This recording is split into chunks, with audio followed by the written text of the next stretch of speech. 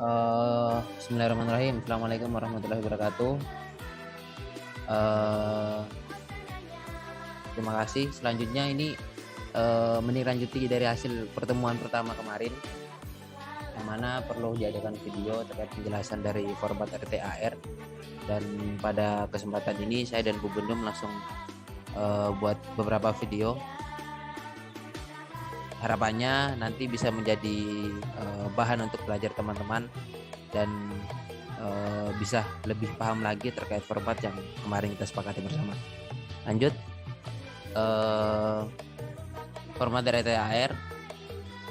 Pertama, di halaman pertama pasti ada sampul, yang mana di dalam sampul tersebut berisi terkait logo kegiatan, dan peraturannya sama. Logo kegiatan tersebut harus menyantumkan logo PMI secara utuh, tidak boleh diedit atau mungkin berubah warna dan lain sebagainya.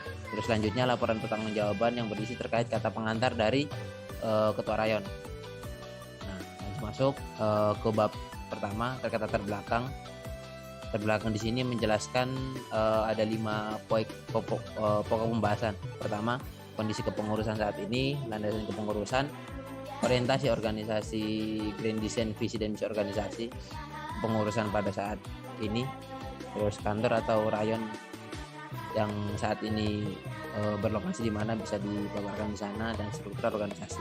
Masuk ke bab selanjutnya terkait susunan pengurus dan job desk kepengurusan. Itu terbagi 2 poin juga. Pertama, susunan pengurus, dan selanjutnya job desk dari kepengurusan atau deskripsi tugas dari kepengurusan tersebut. Terus masuk ke poin laporan pertanggungjawaban. Di sini urutannya ketua, terus sekretaris, setelah itu bendahara, dan bendahara nanti lanjut ke biro, BSO atau LSO masing-masing sesuai kebutuhan. Pertama, terkait laporan dari ketua sendiri, itu melaporkan secara umum kepengurusan, kondisi internal, kondisi eksternal, evaluasi, dan rekomendasi. Sekilas seperti itu. Terus laporan dari sekretaris, gambaran umum dari kondisi sekretaris terkait surat-suratnya dan sebagainya, itu bisa dipaparkan di sana. Terus masuk ke dalam surat-suratan di sini. Di awal mungkin bisa langsung di total terkait jenis surat yang sudah ada, surat masuk dan surat keluarnya totalnya berapa, terkait jenis-jenisnya apa aja. Setelah itu rekapitulasinya dari rincian dari surat masuk atau surat keluar, itu dipaparkan dari nomor surat, tujuan, tanggal pembuatan, perihal dan keterangan surat tersebut. Itu dipaparkan semua sesuai surat yang ada. Setelah itu data inventaris yang dimiliki rayon, mulai dari lemari, terus arsip-arsip yang dulu, terus meja dan lain sebagainya, mungkin bisa ditulis di sana. Terus evaluasi, rekomendasi, dan dokumentasi dari sekretaris. Nah, lanjut kepada bendahara nanti terakhir. Langsung kepada laporan program kerja biro, LSO atau BSO. Nah, pertama pendahuluan dulu, gambaran umum dari biro, BSO atau LSO tersebut. Terus lebih spesifik lagi terkait program kerja. Nah, setelah program kerja selesai, lanjut di kondisi internal dan eksternal dari biro tersebut. Itu setelah itu penutup. Nah, setelah penutup langsung di poin B, program kerja. Nah, di sini format kotak-kotaknya ini sesuai dengan hasil kesepakatan kalian kemarin pada saat raker aja. Itu yang kalian pakai, ini tidak usah dipakai dulu soalnya kita juga banyak telat. Jadi sesuai dengan yang kalian sepakati di raker kemarin di awal kepengurusan. Terus untuk realisasi program kerja di sini itu dijabarkan satu-satu. Kalau biro kaderisasi punya 5 program kerja, berarti untuk realisasinya juga ada 5 poin-poin yang harus dijabarkan satu-satu. Contoh program kerja A tentang diskusi kaderisasi. Berarti untuk realisasi program kerja di sini itu diskusi kaderisasi, tujuannya, waktu pelaksanaannya, anggarannya, keterangannya, terus evaluasi dan rekomendasi juga ada. Nah, terus untuk program kerja kedua, ketiga sampai kelima sesuai program kerja yang ada. Nah, kurang lebih seperti itu. Terus lanjut untuk program kerja insidentil yang jika ada, kalau misalnya tidak ada tidak perlu ditambah. Dan di bawahnya itu ada beberapa poin tambahan mulai dari dasar pemikiran yang menjadi alasan teman-teman untuk melakukan kegiatan tersebut, terus evaluasi, rekomendasi. Dan inventaris ini kalau misalnya ada juga sama dengan di sekretaris di atas formatnya. Terus terakhir dokumentasi. Nah, selanjutnya ini evaluasi dan rekomendasi untuk biro secara keseluruhan, bukan pada setiap program kerja. Kalau yang di atas itu evaluasi dan rekomendasi untuk setiap program kerjanya. Nah, kalau di sini itu untuk secara keseluruhannya, semua bironya, BSO atau LSO masing-masing, dan rekomendasi juga seperti itu. Terus berikut lampiran-lampiran. Lampiran juga sesuai kebutuhan. Lampiran sekretaris juga dimasukkan ke situ, gak apa-apa. Lampirannya bendahara juga dimasukkan ke situ sekalian. Dan biro, LSO atau BSO lainnya juga dimasukkan ke sana. Nah, kurang lebih format RTAR untuk secara garis besar seperti itu. Setelah ini ada penjelasan terkait bendahara. Nah, mungkin ini juga agak sedikit ribet, jadi teman-teman mohon bisa dipahami dari awal, dan kalau misalnya nanti kurang jelas mungkin bisa ditanyakan melalui grup atau bisa di chat. Kurang lebih seperti itu. Monggo silakan.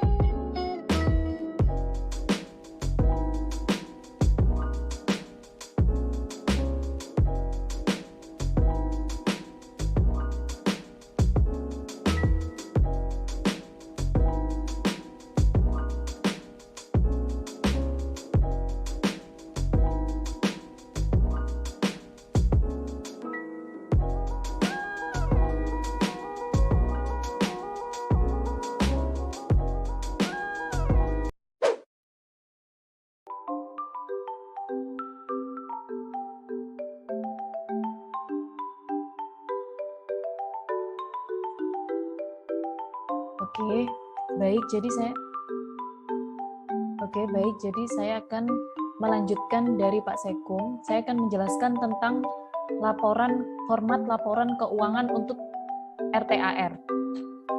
Nah, jadi ada saldo awal keuangan. Yang pertama ada kas bank.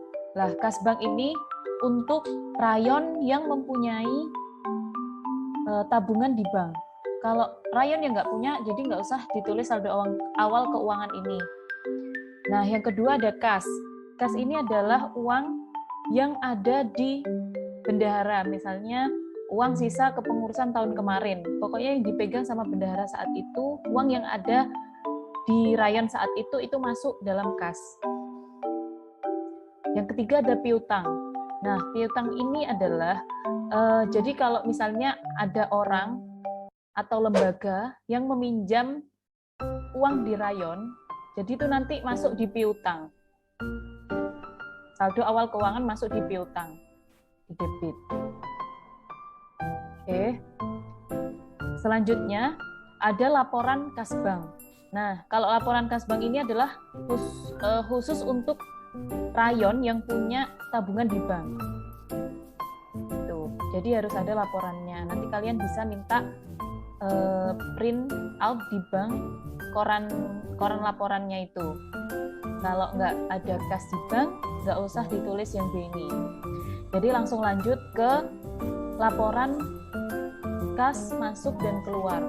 Nah, ini kayaknya sudah umum ya. Jadi biasanya tuh cuman langsung di sini, langsung laporan kas masuk dan keluar. Jadi biar lengkap kita tambah saldo awal keuangan biar nggak bingung. Oke. Nih, di Jadi ada tanggal, keterangan, debit, kredit, sama sisa saldo per bulan. Jadi laporannya jelas per bulan, tanggalnya berapa, keterangannya untuk apa, gitu. Oke. Dan seterusnya. Setelah itu piutang. Jadi piutang ini kan kalau misalnya ada orang yang pinjam uang di rayon, itu nanti masuk di piutang. Nominalnya berapa ditulis di laporan di sini. Kalau misalnya ada piutang, kalau nggak ada, ini nggak usah ditulis di laporan. Nah, selanjutnya ada saldo akhir keuangan. Nah, saldo akhir keuangan itu yang seperti awal tadi, tapi ini sisanya ya.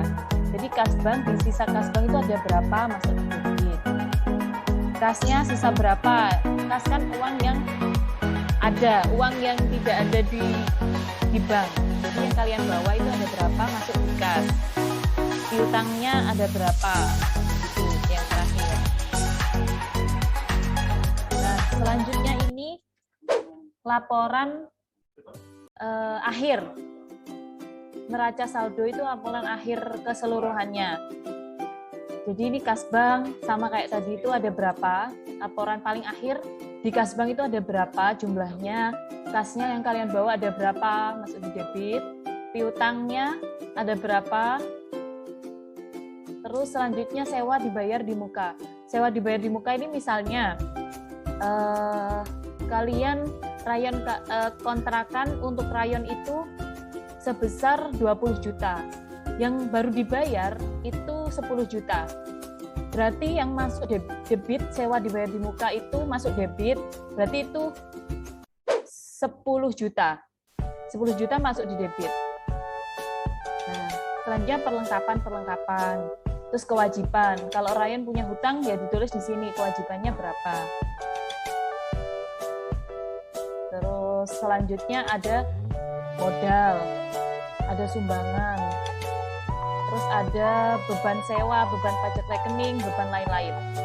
Nah, untuk sumbangan ini nanti ditulis jadi laporan paling akhir. Sumbangan misalnya ada sumbangan sisa PKD, Mapaba, kayak gitu. Jadi itu masuk di sumbangan sini di akhir. Terus beban sewa. Nah, beban sewa tadi, beban sewa sama sewa dibayar di muka itu ada hubungannya. Jadi kan misalnya rayon, uang untuk pembayar rayon kan misalnya 20 juta. Nah, baru dibayar 10 juta. Berarti sewa dibayar di muka itu 10 juta masuk di debit, terus 20 juta itu masuk di beban sewa. Karena kan belum lunas, jadi masuk di kredit 20 juta. Seperti itu. Nah, beban pajak rekening itu nanti bisa dilihat di korannya itu. Lalu kalau ada beban lain-lain bisa ditambah di sini. Oke. Dan yang terakhir ada realisasi anggaran biaya. Nah, ini kan jadi di awal kepengurusan pasti kita sudah menentukan, per biro sudah menentukan program kerja dan anggaran untuk melaksanakan program kerja tersebut. Jadi nanti misalnya biro pengkaderan, anggaran misalnya ada sekolah kaderisasi, anggarannya 1 juta. Tapi yang digunakan untuk acara tersebut hanya 500.000. Jadi presentasenya hanya 50%. Seperti itu. Dan seterusnya. Oke. Jadi seperti itu format untuk laporan keuangan RTAR. Jadi kita bikin selengkap-lengkapnya biar tidak ada kerancuan dan tidak ditanya-tanyakan oleh orang-orang. Dan jangan lupa bukti administrasi dicantumkan di lampiran-lampiran paling akhir. Oke. Cukup sekian dari Bendahara. Kurang lebihnya kami mohon maaf yang sebesar-besarnya. Wallahul muwaffiq ila aqwamit thoriq. Wassalamualaikum warahmatullahi wabarakatuh.